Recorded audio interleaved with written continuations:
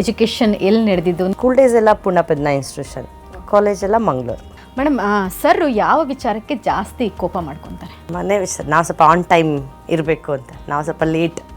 ಅವ್ರು ಫಾಸ್ಟಾಗಿ ಹೊರಟೋಗಿರ್ತಾರೆ, ನಾವೆಲ್ಲದರಲ್ಲೂ ಸ್ವಲ್ಪ ಲೇಟಾಗಿ ಹೊಡ್ತೀವಿ, ಆವಾಗ ಸ್ವಲ್ಪ ಕೋಪ ಮಾಡ್ಕೊತಾರೆ. ಹೆಂಗೆ ಸಮಾಧಾನ ಮಾಡ್ತೀವಿ? ಈಗ ಸರ್ ಬೆಳಗ್ಗೆ ನೀವು ರೆಡಿ ಆಗಲಿಲ್ಲ, ಲೇಟ್ ಆಯಿತು, ಹೊರಟ್ಬಿಟ್ರು ಕೋಪ ಮಾಡ್ಕೊಂಡು, ಆಮೇಲೆ ಹೆಂಗೆ ಸಮಾಧಾನ ಮಾಡ್ತೀವಿ? ಅವ್ರಿಗೆ ನಾವು ಯಾವಾಗಲೂ ಹೇಳ್ತೀವಿ, ನಿಮ್ಮದೊಂದು ಜುಬ್ಬ ಪೈಜಾಮ್ ಹಾಕೊಂಡೋದ್ರೆ ಸ್ಟ್ರೈಕಿಗೂ ಅದೇ, ಭಾಷಣಕ್ಕೂ ಅದೇ, ಡಿಬೇಟಿಗೂ ಅದೇ, ಎಲ್ಲದಕ್ಕೂ ಅದೇ. ನಮ್ಗೆ ಹಂಗಾಗಲ್ಲಪ್ಪ, we have to be very colourful. ಅದನ್ನು ಹೇಳ್ತಾನೆ ಇರ್ತೀನಿ ನಾನು ಯಾವಾಗಲೂ. ಇಲ್ಲ ಇರಿ, ಎಲ್ಲ ಸ್ವಲ್ಪ ಮ್ಯಾಚಿಂಗ್ ಮಾಡ್ಕೋಬೇಕು. ಸೊ ನಾವು ಹೊರಡ್ಬೇಕಾದ್ರೆ ಇಟ್ ಟೇಕ್ಸ್ ಟೈಮ್.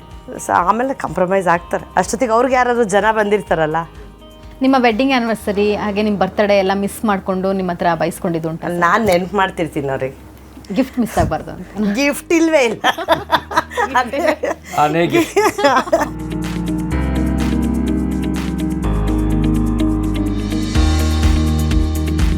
ನೋಡಿ, ಎಲ್ಲ ಸಾಮಾನ್ಯ ಜನ ಬಯಸೋದು ಬೇರೆ. ಈಗ ನಾವೆಲ್ಲ ಸಮಾಜಕ್ಕಾಗಿ ಕೆಲಸ ಮಾಡ್ತಿರೋರು, ಹಾಗಾಗಿ ಅದನ್ನು ಅರ್ಥ ಮಾಡ್ಕೊಂಡಿದ್ದಾರೆ.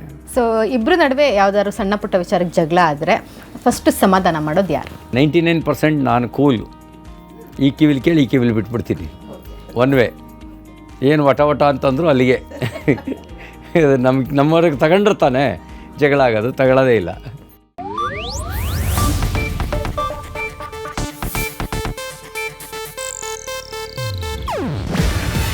ಇದು ಏಷ್ಯಾನೆಟ್ ನ್ಯೂಸ್ ನೆಟ್ವರ್ಕ್ ಪ್ರಸ್ತುತಿ.